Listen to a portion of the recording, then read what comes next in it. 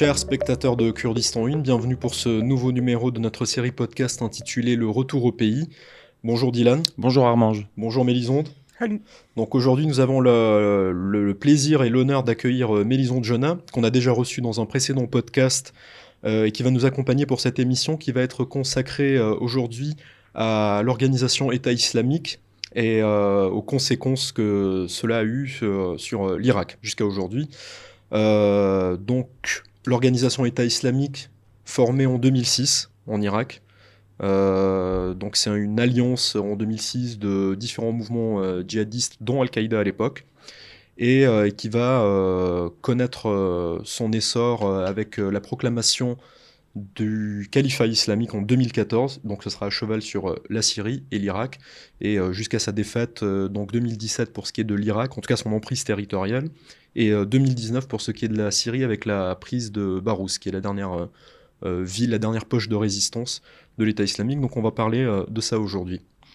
Effectivement, donc on va parler des débuts de cette organisation qui s'est construite sur le chaos post-2003 irakien, qui a évolué, qui a eu différents noms, tu l'as mentionné effectivement, et jusqu'à aboutir à ce summum entre 2014 et 2017, mais aussi ensuite ce qui se passe depuis. Donc ça fait on est à peu près 6 ans après la libération de Mossoul, de la plaine de Ninive un peu avant. L'organisation n'a plus d'emprise territoriale, comme tu l'as dit, mais existe toujours. Il y a des poches de résistance. Puis on va aussi parler des personnes, des victimes de cette organisation. Qui sont-elles et comment ont-elles pu reconstruire une vie aujourd'hui, ici ou ailleurs d'ailleurs. Donc on va parler de tout ça effectivement. D'abord, peut-être le début de cette organisation. Comment est née cette organisation dans les années 2000 en Irak? Voilà, donc ça fait suite à bien sûr l'invasion américaine de 2003 du pays.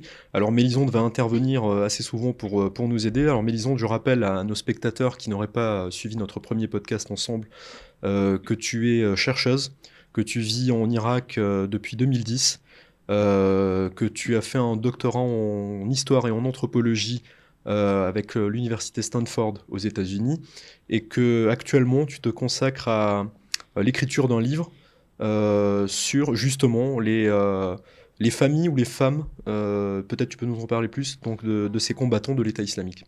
En fait, ça fait 3-4 ans que je suis le retour des familles qui étaient affiliées, les familles irakiennes qui étaient affiliées à l'État islamique. Il y en a qui ne sont pas partis en Syrie, mais là, en ce moment, je me concentre plus sur celles qui sont parties au moment de la libération de 2007 en Syrie et qui ont suivi le mouvement de l'État islamique, qui sont restées jusqu'à Barouz en 2019 et qui sont retrouvées dans le camp de Al-Hol. Il y a aussi les Français et les étrangers et qui sont rapatriés au compte-gouttes à l'heure actuelle. Et donc là, pour le coup, je suis surtout des femmes, oui, en ce moment. Très bien. Donc le camp Al-Hol, pour nos spectateurs, donc c'est un immense camp qui est situé sur le territoire syrien, qui est contrôlé par les forces démocratiques syriennes, donc les forces arabo-kurdes qui sont une émanation des YPG.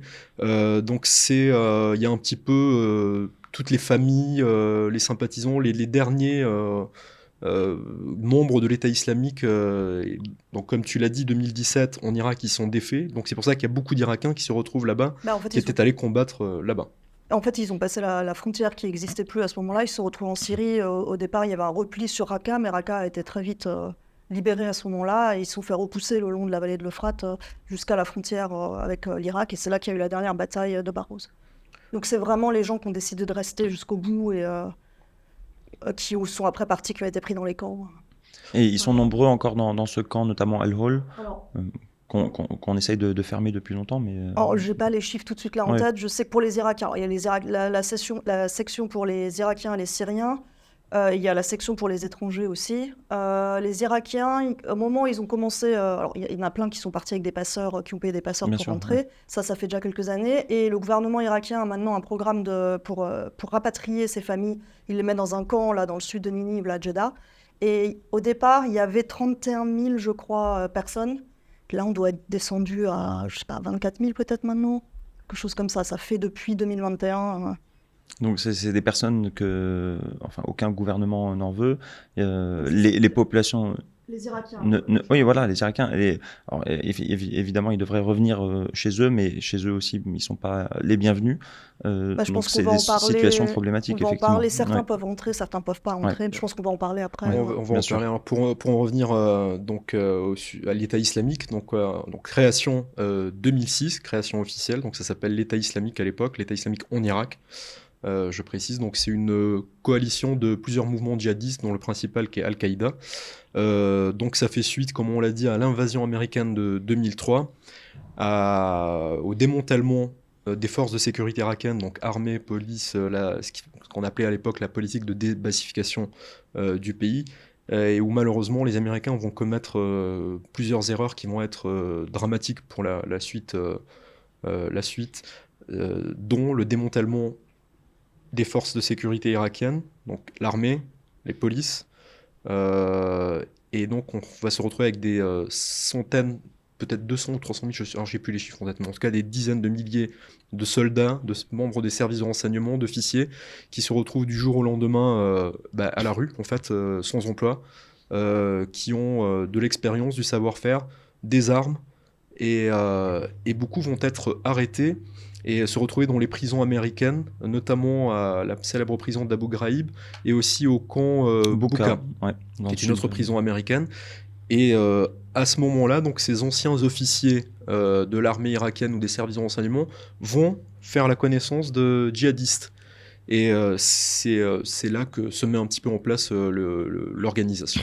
Alors pour l'anecdote, il y a quelques années, un ancien djihadiste avait témoigné justement sur cette période, les années 2000, dans le camp Bouka, et il expliquait qu'en fait à Bagdad ou dans les villes en Irak, c'était très difficile de s'organiser, de se coordonner, de se retrouver, puisqu'ils étaient dans la clandestinité. Et finalement, le camp Bouka, notamment, a été une aubaine pour beaucoup d'entre eux qui ont pu planifier ce qui s'est passé quelques années plus tard en Irak et en Syrie.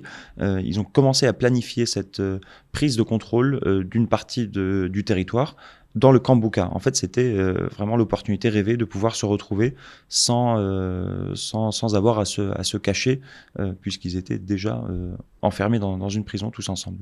Donc effectivement, les racines de l'État islamique, de l'organisation de l'État islamique, sont notamment dans le camp Bouka. Les prisons américaines, donc sous le nez des Américains, c'est là que l'organisation, disons que l'idée en tout cas naît et que les principaux cadres s'organisent. Donc on va revenir un petit peu, donc l'histoire de l'Irak à ce moment-là, c'est que, bon, à partir de 2004-5, une insurrection commence à naître en Irak, et là, il y a beaucoup d'attentats, beaucoup de morts. Donc, ces mouvements djihadistes sunnites vont combattre et l'armée irakienne, la nouvelle, disons, le nouveau gouvernement irakien, et surtout l'armée américaine qui est encore présente dans le pays à l'époque. Il y a aussi une insurrection côté chiite, mais c'est les mouvements sadristes, etc., qui ne durent pas très très longtemps. Donc des attentats quotidiens, des milliers de morts, et puis ça va un petit peu, la situation va un petit peu se calmer. L'Irak va connaître une accalmie à partir de 2009, notamment, Mélisande. Voilà, donc c'est une politique conjointe et des forces américaines et du nouveau gouvernement irakien. On va vers une réconciliation, et ces mouvements djihadistes sont un petit peu affaiblis à ce moment-là. Si je peux ajouter juste quelque chose, des témoignages un peu de façon générale dans les provinces sunnites à ce moment-là. Alors certes, il y a eu ce mouvement-là du réveil tribal, enfin du sarwa, ils appellent ça. Alors effectivement, ça a eu un impact, mais moi je me demande si, et ça c'est moins souvent cité, la cause en fait de cette accalmie, c'est aussi qu'il y a eu une amélioration économique en fait. Les gens étaient plus occupés à travailler sur la période, pas sur la fin du gouvernement d'Al-Maliki, mais relativement au début, il y a eu une période où les gens avaient beaucoup plus d'emplois. Notamment à Mossoul, par exemple, vraiment les gens disent que une des raisons, peut-être même la raison principale pour laquelle les gens sont calmés, c'est qu'ils étaient occupés à travailler. Donc amélioration économique du pays à l'époque. Comme souvent, oui. Comme souvent. Mais alors, bon, il faut quand même savoir que, même si ça paraît évident, que des organisations clandestines, qu'elles soient terroristes ou pas, ne peuvent vivre de toute manière sur un territoire que s'il y a un minimum de soutien d'au moins une partie de la population. Donc si cette population arrête de soutenir, elles sont tout de suite beaucoup plus affaiblies. Donc on a une période comme ça où il y a une amélioration économique, une politique aussi de main tendue aux tribus sunnites de toutes les zones sunnites de l'Irak, donc principalement nord et l'ouest du pays. Et donc il y a une accalmie à ce moment-là. Et puis il y a un regain des tensions et de la violence à partir de 2011. Et ça correspond à deux autres événements. Donc le retrait des troupes américaines, d'une part, et la politique très sectaire du Premier ministre d'antan, Nouri al-Maliki, donc un chiite. Exactement, et on se souvient à Mossoul, donc dans les années 2000 et jusque ces années avant Daesh, il y a eu un ressentiment très fort qui se développe au sein de la population, notamment de Mossoul, mais aussi d'une certaine manière dans l'Anbar, dans le sud qui est dans même le le sud-ouest principal foyer de l'Irak. de l'insurrection sunnite depuis l'invasion de 2003. Absolument, et donc il y a ce ressentiment qui s'est développé et des faits de violence aussi, on en avait parlé dans un précédent épisode, mais des assassinats de prêtres, des menaces sur les chrétiens, d'évêques également. Donc il y avait un terreau, disons, fertile pour faire passer les messages de l'organisation de l'État islamique dans certaines parties délaissées du territoire irakien. Voilà. Alors, tout ça fait partie d'une stratégie parce que bon, l'État islamique, il y a une stratégie derrière, il y a une doctrine, donc ça faisait partie. Ils ont changé de stratégie plusieurs fois, mais en tout cas, donc terroriser, profiter, disons, jouer sur le ressentiment des populations, terroriser, tout ça fait partie d'une stratégie bien établie. Il y avait de quoi à l'époque. Donc oui, la communauté sunnite qui se sent stigmatisés, les chiites qui peut-être aussi ont du ressentiment parce que pendant 80 ans, c'est les sunnites qui avaient le pouvoir en Irak et eux se sont sentis stigmatisés. Donc il y a des représailles de part et d'autre. Donc beaucoup d'attentats, suicides à l'époque. Si je peux ajouter quelque chose, je ne veux pas te couper, mais il y a aussi une dynamique souvent tribale qui se greffe en fait des vendettas tribales qui, par exemple, pouvaient être antérieures à 2003. Et en fait, au moment à partir de 2004 et après surtout quand il y a eu le Sarwa, quand il y a eu les tribus qui ont été mises à contribution, les tribus sunnites pour combattre Al-Qaïda, il y a souvent les dynamiques tribales. On va avoir un clan qui va... au départ, le problème est tribal, c'est-à-dire qu'en fait, il va y avoir un assassinat et puis un contre-assassinat, etc. Et en fait, souvent, à ce moment-là, il y a une partie qui va rejoindre Al-Qaïda et l'autre qui va rejoindre le gouvernement. Et donc, du coup, en fait, les deux finissent par se mélanger, mais au départ, le problème était par rapport à quelque chose d'autre et va se superposer la dynamique terroriste et djihadiste à une dynamique tribale au départ, au point qu'on ne peut plus séparer les deux au bout d'un moment, quoi. Ouais. Qu'il y a une partie de la tribu qui devient Al-Qaïda et l'autre qui est avec le gouvernement. Et donc c'est des questions claniques qui rejoignent finalement la politique plus large et souvent, les familles qui ne peuvent pas rentrer à l'heure actuelle, c'est souvent celles où il y a cette dynamique tribale qui continue jusqu'à aujourd'hui. Ça peut s'arranger parfois, mais souvent ça va être ça la principale raison pour lesquelles... parce que la vendetta, en fait, même si l'organisation... l'État islamique est plus très opérationnel à l'heure actuelle, la dynamique de vendetta tribale, elle continue. Ouais. Oui, alors ça, c'est bien sûr, ça précède l'État islamique. Les dynamiques de tribal, de vendetta familiale ou personnelle, ça a toujours existé dans la région. Mais du coup, en fait, c'est ça qui se greffe par-dessus. Al-Qaïda a très bien compris ça et a aussi exploité ça bien sûr. Pour vivre dessus, pour se développer. Oui, effectivement, tous ces phénomènes sont souvent multifactoriels et bien sûr. On ne le comprend pas forcément quand on est au cœur de la guerre ou dans les médias, dans les quotidiens, on ne va pas forcément comprendre les nuances, mais aujourd'hui, avec le recul, c'est important de mentionner toutes ces choses-là et expliquer finalement comment l'État islamique a pu prendre pied là-bas. Alors d'autant plus que donc là, on en était à 2011, un regain de la violence et donc l'État islamique qui reprend du poil de la bête, si j'ose dire. Mais on va atteindre un autre niveau à partir donc de 2013. Il y a donc ça va s'appeler l'organisation État islamique en Irak et au Levant. Oui, parce qu'il faut bien préciser que les événements appelés printemps arabe à partir de 2011 la guerre en Syrie, donc là un catalyseur. On se consacre nous à l'Irak, mais donc l'organisation État islamique, elle est transfrontalière et internationale. Et à partir de 2013, donc, et puis donc 2011, c'est le début de la guerre civile syrienne. Oui. Les mouvements djihadistes prospèrent également en Syrie. Soutenu par des pays voisins, voire pas tout à fait voisins.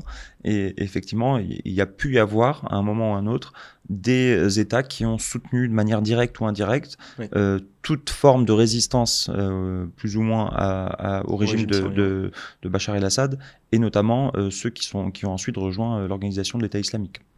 Donc les organisations les plus connues, c'est par exemple le Front Al-Nosra en Syrie.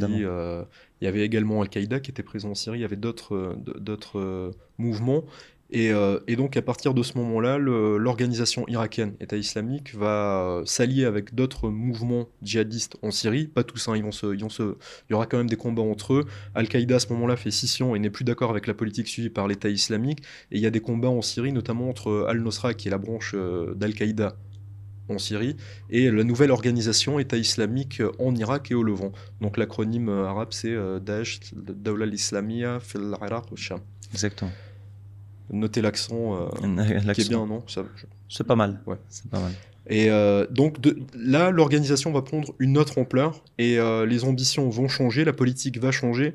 L'État islamique va prétendre prendre le contrôle d'un territoire, donc à cheval sur l'Irak et la Syrie, et ne reconnaît pas les frontières, bien sûr, et en 2014 va annoncer l'établissement d'un califat qui serait le successeur des califats islamiques dont le dernier a disparu en 1924, donc avec la chute de l'Empire ottoman et la fin du califat.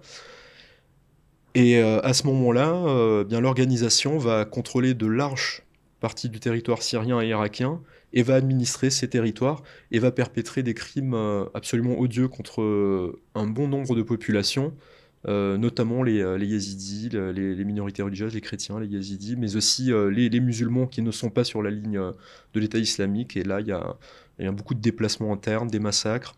L'armée irakienne qui, en 2014, sans vraiment combattre, va quitter Mossoul en laissant beaucoup d'armes, et puis des massacres de soldats. Beaucoup d'argent aussi.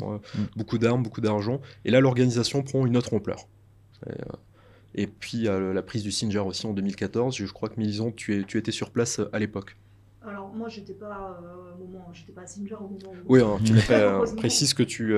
oui. Bah en fait, très rapidement, dès février 2014, Fallujah est tombé, Fallujah Ramadi. Oui. Donc ça, c'est même avant la prise de Mossoul. C'est ça. Oui, Mossoul, c'est plus tard, oui. Ouais, Mossoul, c'est le 10 juin, enfin du 6 au 10 juin, et le 10 juin, c'est tombé. Là, c'est vraiment le début, c'est là que vraiment les gens ont réalisé que c'était grave ce qui se passait. Et encore, alors je me permets d'interrompre, mais entre juin et août, il y a eu un moment où notamment les chrétiens de la plaine de Ninive ont d'abord quitté la plaine, puis pour revenir quelques jours après en se disant bon bah ils ont pris Mossoul mais ça va pas trop nous toucher.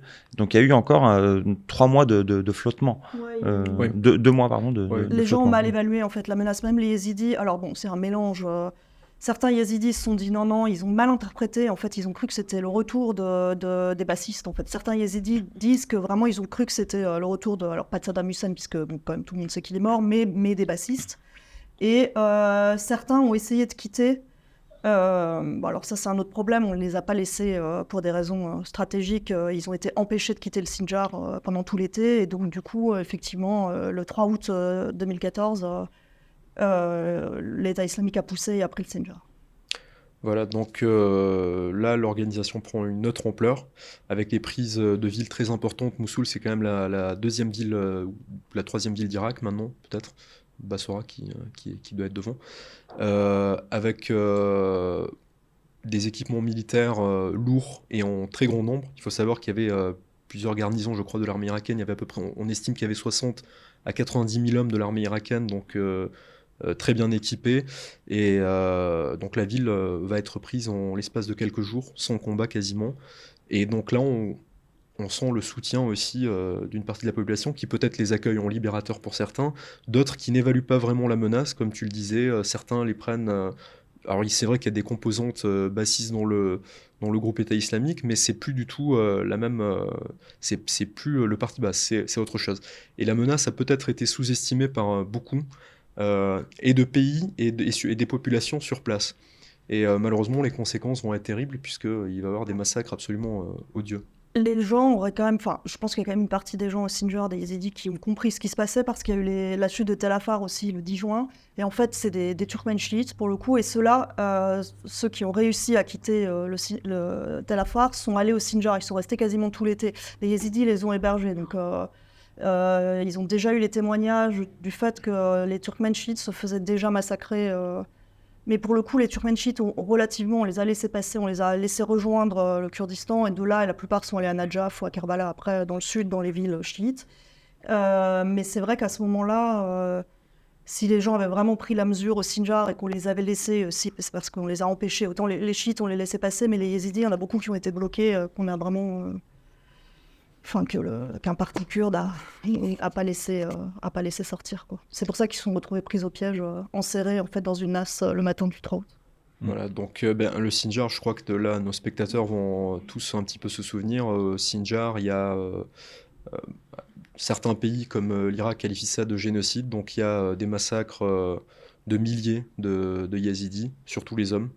Les femmes seront, elles, on estime à 4000, je crois, le nombre de femmes et d'enfants qui sont prises en otage et vendues et réduites en esclavage et vendues sur les marchés des différents territoires contrôlés par l'organisation.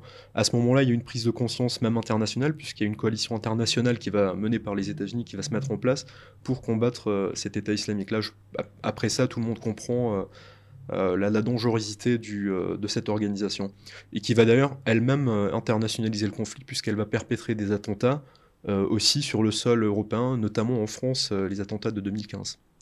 Et donc, la guerre contre l'État islamique est lancée par la coalition internationale. Les forces sur place en Irak, donc l'armée irakienne, les Peshmerga kurdes, en Syrie par les forces démocratiques syriennes, le régime qui les combat aussi, les Russes qui les combattent aussi. Donc, et puis on arrive à 2017, qui est la fin officielle. Si vous voulez ajouter des choses... Ça dépend des territoires, effectivement, mais 2017... Alors, 2017 pour l'Irak. La vraie offensive, elle a commencé, c'était quoi, 2016. Octobre 2016, fin octobre 2016, je sais plus le jour Oui, exact. alors la fin, ce que je veux dire, c'est la fin de l'emprise territoriale en Irak de l'organisation. C'est 2017, voilà, fin 2017. La prise de Mossoul, c'est juin, je crois, 2017, non, septembre. Il y a encore des combats en juillet et début août. On va dire que vraiment fin août, il n'y a plus personne à peu près. Il n'y a plus de combattants dans Mossoul. Donc les conséquences, c'est des destructions massives, des massacres. Est-ce qu'on a une idée c'est même difficile d'avoir des chiffres quant au nombre de morts. Non, effectivement. Et puis tu as les bombardements en fait de la coalition. Alors il y a les combats de rue, mais il y a aussi les bombardements qui font des dégâts terribles et qui sont assez comparables aux bombardements de 44 en France, notamment sur Mossoul, de la Seconde Guerre mondiale. Voilà, on a des villes, donc Mossoul qui est à moitié rasée, quoi. Moitié rasée. Et donc voilà. Donc on se retrouve avec une ville détruite, des populations déplacées, des poches de résistance qui existent encore un peu, qui se replient vers les campagnes. En fait, ils sont descendus vers Kaim, qui est à l'ouest d'Ambar, sur la frontière. C'est là vraiment la dernière poche. Un tout petit peu aussi sur la frontière, encore à Sinjar, mais principalement fin 2017, c'était à Kaim. Voilà, donc un pays détruit en grande partie. Pour revenir à l'Irak, donc en Syrie, les combats continuent, donc, comme on l'a dit tout à l'heure, jusqu'en 2019. Et donc en Irak, en 2017, officiellement, l'organisation est vaincue. Alors bien sûr, elle existe toujours, encore aujourd'hui, mais elle agit dans la clandestinité. Maintenant, c'est une organisation terroriste plus classique, quoi. En fait, les forces vives sont en Turquie et en Syrie.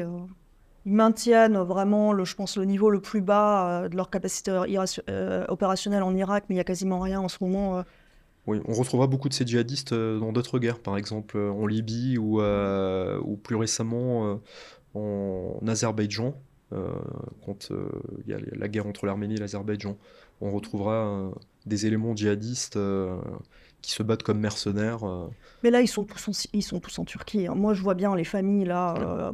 Alors, les gens sont pas actifs à l'heure actuelle, mais tous les hommes qui ont survécu et qui ont réussi à quitter, en général en payant des passeurs, etc., depuis la Syrie, ils sont tous du côté d'Ankara, en Turquie. ils vivent leur meilleure vie là en ce moment. Ils font Les profil bas, combattants, en fait. ils font profil C'est ça. bas. La Turquie, de temps en temps, annonce quelques arrestations histoire de faire bonne figure, mais ils sont tous en Turquie. Voilà, mais les deux théâtres d'opération dont on parlait à l'instant, donc la Libye et l'Azerbaïdjan, c'est des éléments turcs qui ont utilisé ces djihadistes. On parlait tout à l'heure des pays qui ont un petit peu soutenu ce genre d'organisation. Voilà, on sait beaucoup de djihadistes, notamment étrangers européens, sont passés par la Turquie avec l'aval des autorités. Enfin, bon, pour en revenir à l'Irak, donc depuis 2017 officiellement, l'État islamique est vaincu. On va parler maintenant des conséquences.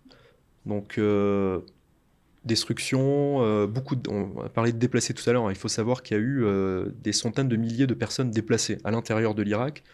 Et même à l'extérieur, donc une partie de ces gens-là qui a trouvé refuge en Europe ou en Amérique du Nord. En Syrie, en hein. Australie, en Syrie, même ouais. des gens qui n'étaient pas avec l'organisation, mais qui ont suivi le mouvement. Bon, ils sont rentrés assez rapidement après en Irak, mais il y avait beaucoup de gens au départ qui étaient déplacés, qui avaient pas rejoint, qui étaient en Syrie aussi. Oui. Alors beaucoup sur la région du Kurdistan, beaucoup sont allés dans le reste du pays, dans le reste de l'Irak, donc dans les régions de Bagdad, Najaf, Karbala, etc. Même à Kirkouk, on a des étudiants par exemple qui se sont retrouvés à Kirkouk pour poursuivre leurs études avec le soutien d'ONG. Même à Bassora aussi, à Zubair, effectivement. dans les zones sunnites du sud, aussi. Donc, quelles conséquences maintenant pour l'Irak? Est-ce qu'une réconciliation est possible après ce qui s'est passé, après ces massacres, une partie de la population qui a soutenu cette organisation contre leurs compatriotes, contre leurs voisins parfois? Est-ce qu'on peut envisager une réconciliation? Est-ce que ça a été fait? Est-ce qu'un processus est lancé ou est-ce qu'au contraire on fait payer ces gens encore aujourd'hui pour leur soutien? Je pense qu'on ne peut pas résumer en parlant ou de réconciliation ou pas de réconciliation. Déjà, avec le temps, forcément, il y a des choses qui sont moins vives, des plaies moins vives à l'heure actuelle. Ça va dépendre aussi ça va dépendre des endroits, ça va dépendre des dynamiques locales, de la composition ethnique et tribale de chaque endroit. Ça a été très à la mode. Il y a énormément d'organisations internationales qui sont venues en prétendant faire de la réconciliation. Ça, moi, de mon point de vue, ça a été non seulement un échec, voire même ça a contribué à aviver certaines tensions dans certains endroits parce que ça a été mal fait. Donc là, à l'heure actuelle, ce qu'on peut dire, l'État irakien, pour ce qui est des services de sécurité, de l'armée, etc., est quand même très fort. Alors pour le reste, on peut discuter, effectivement, les gens disent qu'il n'y a pas d'État en Irak. Bon, en tout cas, pour ce qui est des services de sécurité, là, à l'heure actuelle, c'est quand même extrêmement bien tenu. Donc, dans l'ensemble... Par des milices surtout. Mais, les milices, c'est un ensemble, mais même l'armée est forte en ce moment. Réellement, même l'armée est forte et se renforce. À l'heure actuelle, oui, ça ne veut pas dire que ça va rester comme ça. Mais du coup, la plupart des gens se taisent, en fait. Ils attendent. Ceux qui ont décidé de se venger, ils ne se vengent pas maintenant, ils attendent. Mais en tout cas, moi, ce que je peux dire, c'est qu'il y a énormément de choses qui ont été mises sous le tapis. Il n'y a pas eu... Alors, les mécanismes tribaux de gestion traditionnels, en fait, des vendettas, où ça s'est retrouvé complètement... les tribus se sont retrouvées dépassées, les chefs de tribus parce que forcément...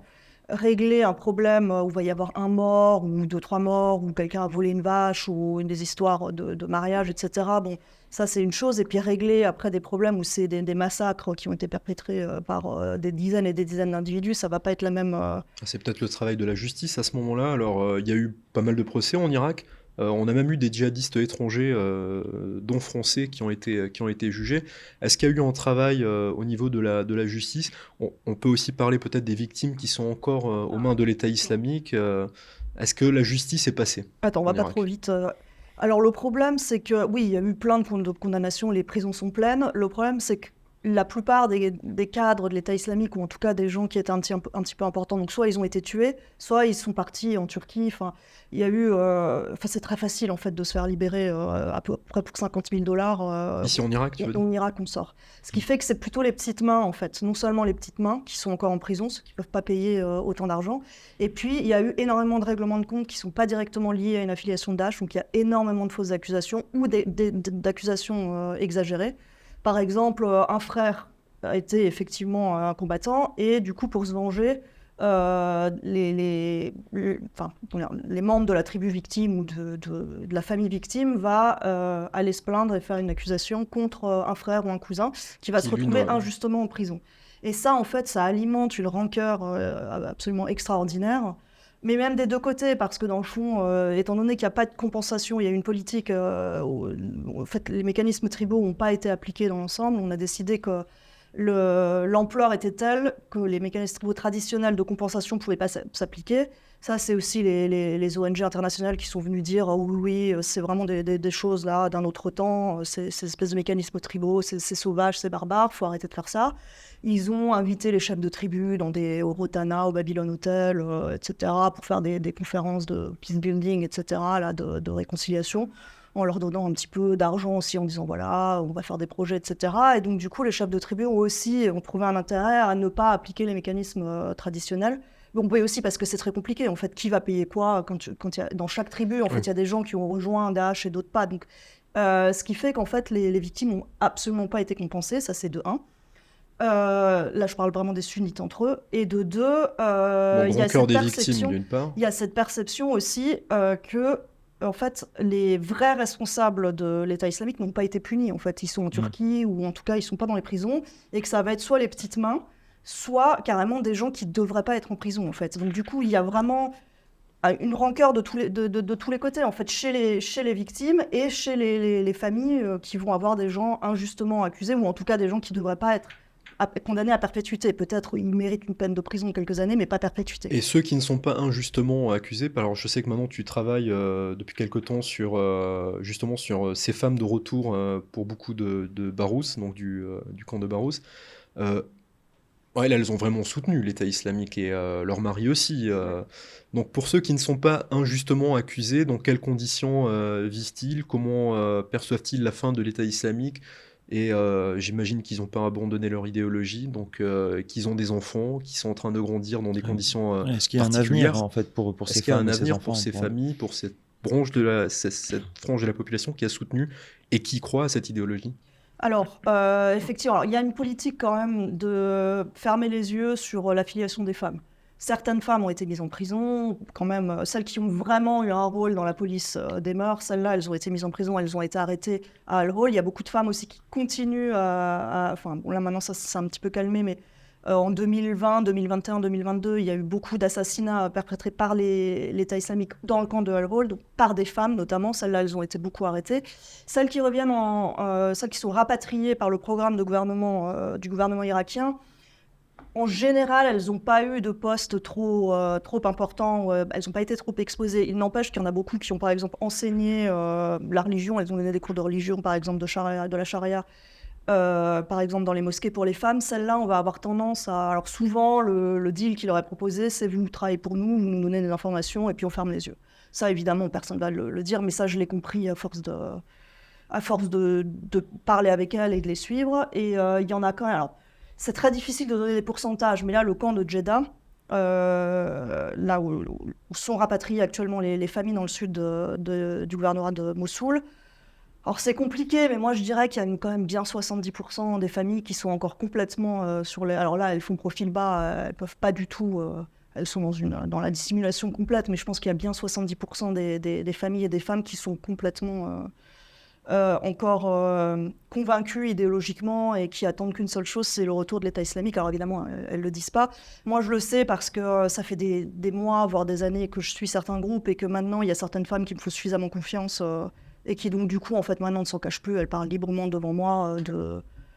J'ai l'impression par moment d'être dans une Madafa, les maisons réservées aux femmes de l'État islamique sous l'État islamique, elles parlent librement, en fait, elles sont encore complètement convaincues, même si après, il y a certaines choses pour lesquelles elles peuvent douter, en tout cas, si demain l'État islamique revient. Alors, ce n'est pas des cellules dormantes au sens où elles ne sont pas organisées, mais clairement, celles-là, et puis alors leurs enfants, il y a une politique de ne pas leur faire les papiers d'identité, donc ça, c'est des centaines de milliers d'enfants. Des centaines de milliers d'enfants donc, qui n'ont pas de documents officiels. C'est compliqué d'estimer les chiffres, mais il y a 2-3 ans, c'était entre 300 et 400 000 enfants. Une estimation... Voilà. Et donc, ils ne sont pas dans le système scolaire. Alors, ça commence à changer maintenant tout doucement. Il y a une différence entre les familles qui ne sont pas parties en Syrie, celles qui sont restées par exemple à Mossoul à la Libération. Celles-là, pendant longtemps, on ne leur a pas fait les papiers. Maintenant, ça commence tout doucement. Il y a des ONG ou des avocats en fait, qui faut les payer ou qui font les papiers. Par contre, celles qui reviennent de Syrie et celles à qui il faudrait vraiment pouvoir faire les papiers pour les enfants, parce qu'ils sont apatrides concrètement, ou alors ils ont des documents expirés ou ils les ont perdus. Ceux-là, afin de pouvoir effectivement les scolariser et les réintégrer un petit peu comme même si, bon, je ne sais pas dans le fond si elles sont réellement réintégrables ou pas, ces familles, puisqu'elles continuent vraiment à être complètement... certaines ont leur mari quand même en prison, ils vont les visiter, leur rendre visite. Et de ce que j'entends, c'est que dans les prisons, alors même si là, maintenant, il commence à y avoir un petit peu une forme de... Comment dire déception, on va dire. Pendant les premières années dans les prisons, les hommes étaient convaincus que l'État islamique, qu'ils allaient être relâchés bientôt et qu'ils allaient pouvoir reprendre le pouvoir. Là, je pense qu'ils commencent à comprendre que ça va pas se passer tout de suite, mais bon, tout le monde est convaincu quand même qu'il y a un jour les prisons vont être réouvertes, que tout le monde va ressortir et qu'ils vont pouvoir revenir. Ça, c'est le... Donc aujourd'hui, c'est l'inconnu. Il y a deux options. C'est soit un regain de l'organisation de l'État islamique, quel que soit le territoire ou la forme, soit c'est une normalisation des relations, mais qui prend beaucoup de temps. Il faut des décennies, une génération entière. Voilà. C'est la rancœur, parce que là, ce qui se passe notamment dans le camp de Jeddah, où on est censé, normalement, il y a plusieurs organisations internationales qui sont censées s'occuper des papiers, mais le gouvernement irakien met tellement d'obstacles que la plupart de ces familles quittent le camp à l'heure actuelle. 90% quittent le camp en n'ayant absolument pas de papier refait. Ils sont dans la nature. Moi, ce que j'ai compris, alors c'est en partie une punition, pour les punir, mais en partie, et ça j'ai compris ça plus tard, c'est une politique du gouvernement irakien où en fait ils attendent que ces familles, quand elles quittent le camp, soient tellement dans des situations où ils s'en sortent plus. Et il y a toujours une ou deux personnes des services de renseignement qui prennent contact avec qui font comme si un peu ils étaient sympas, etc. Gardent le contact sur WhatsApp avec ça s'est passé devant moi plein de fois. Donc je pense que c'est vraiment une politique où en fait, ils attendent que ces familles aient des problèmes et tout d'un coup, ils leur disent « Ah, mais ils passent leur temps à leur envoyer des messages « Ah, on comprend, vous êtes vraiment oppressés, mes pauvres, etc. C'est injuste. » Et là, ils leur proposent de leur refaire leurs papiers, en fait. Évidemment, la contrepartie, c'est, surtout s'ils ont des adolescents, enfin des jeunes hommes, ils doivent travailler pour eux, mais alors de façon complètement... pas officiels, c'est-à-dire qu'ils ne sont absolument pas enregistrés comme travaillant comme source pour l'État irakien, ils n'ont pas de salaire, ils ne cotisent pas pour la retraite, etc. Et en fait, le but étant, d'infiltrer l'organisation. Voilà. Et en fait, c'est extrêmement dangereux. d'espionnage. C'est extrêmement dangereux. En fait, là, quand il y a des assassinats en ce moment, l'État islamique vise en premier ces gens-là, avant d'aller tuer un policier dans la rue. C'est vraiment ceux-là qui veulent. Ce qui fait que ces familles-là, non seulement elles sont pas du tout de cœur avec le gouvernement irakien, en plus ça veut dire que mettre leurs jeunes dans des situations extrêmement dangereuses, mais on leur tord le bras en fait. Ils n'ont plus le choix. Ouais. Moi j'ai assisté à ça vraiment en direct, où j'ai suivi même les conversations. Une femme, il y avait à la fois Amn al-Watani, qui est une organisation des services de sécurité, de l'autre côté Stir Barat, pareil, de l'autre côté le contre-terrorisme. Ça, c'est il y avait 3 ou 4 renseignements irakiens. Voilà, il y avait 3 ou 4 bonhommes qui parlaient sur WhatsApp en leur proposant des services, etc. En échange, et en fait, elle voulait pas, mais elle n'a pas eu le choix. Elle a fini par. Oui, c'est une méthode classique du renseignement. Voilà. Mais ça va des sources humaines. Ça va se retourner. Ça va. Enfin, l'état de frustration va être tel que. Donc, ce qu'on comprend là, c'est que finalement, le gouvernement irakien est un petit peu en train de refaire la même chose qu'avant 2011, c'est-à-dire de stigmatiser, encore une fois, les sunnites. Bon, alors là, pour le coup, pas forcément, parce qu'il y a des crimes qui ont été commis, donc il y a quand même... là, c'est plus juste les stigmatiser pour ce qu'ils sont. Il y a des crimes qui ont été commis, ils ont participé, collaboré avec cette organisation. Mais ce qu'on comprend là, c'est que donc il y a encore des centaines de milliers, voire des millions de gens qui subissent une politique de stigmatisation, et que tout ça, c'est peut-être le terreau d'une résurgence de l'organisation ou d'un autre type d'organisation, mais en tout cas de futures guerres civiles à venir pour le pays. Moi, ce que je pense, c'est que là, à l'heure actuelle, l'organisation État islamique n'a pas besoin de maintenir une capacité opérationnelle sur le territoire irakien. Enfin, peut-être qu'il y a quelques petits clashs de temps en temps dans le désert. Et encore ça, il y a une politique du gouvernement irakien d'exagérer, en fait, complètement les attaques soi-disant perpétrées par l'État islamique dans le désert, etc. Je dis pas qu'il y en a Profil pas, bas pour l'instant, mais c'est extrêmement ils sont exagéré. beaucoup plus faibles. Par contre, ils sont ce qui est compliqué pour l'État islamique, c'est de se réorganiser financièrement, mais surtout de retrouver des cadres, en fait, des gens avec des compétences. Ouais. Parce que des soldats prêts à se faire La chair à canon. exploser, Oui, les voilà, kamikazes, ça c'est très facile. c'est Il facile suffit à trouver. d'aller et de tendre un billet et de dire voilà, un de ces gamins qui aura grandi à Mossoul dans les bidonvilles, c'est dans les rues, c'est principalement des. Ouais, d'ailleurs, je conseille le documentaire qui a été fait par Kurdistan In et qui s'appelle Scrubs, donc sur ces enfants des rues à Mossoul. Voilà, c'est exactement ça. Bon, mais écoutez, pas très optimiste, mais c'est la réalité du pays. Donc, Moi, cette ce que je veux fameuse- dire, je sais pas si on a L'analyse, encore ouais. une minute pour finir. Quelques secondes. Oui, c'est juste que le jour où l'État islamique voudra redévelopper une capacité opérationnelle, il a il un public, trouvera ouais. un terreau absolument de gens complètement qui ont été humiliés, qui ont grandi dans la rancœur, et là il suffira de leur donner un petit billet et ce sera reparti comme en 40. Très bien, en 14 pour être plus précis. 2014, Pardon. bien sûr. 14, en 40, en 14. 2014. Ouais, en 14. Mélison, Bah oui. merci beaucoup de nous avoir accompagnés pour cette émission. Merci beaucoup, Dylan. Merci Armange. Et on se retrouve très prochainement pour un nouvel épisode du Retour au pays. Merci. Merci.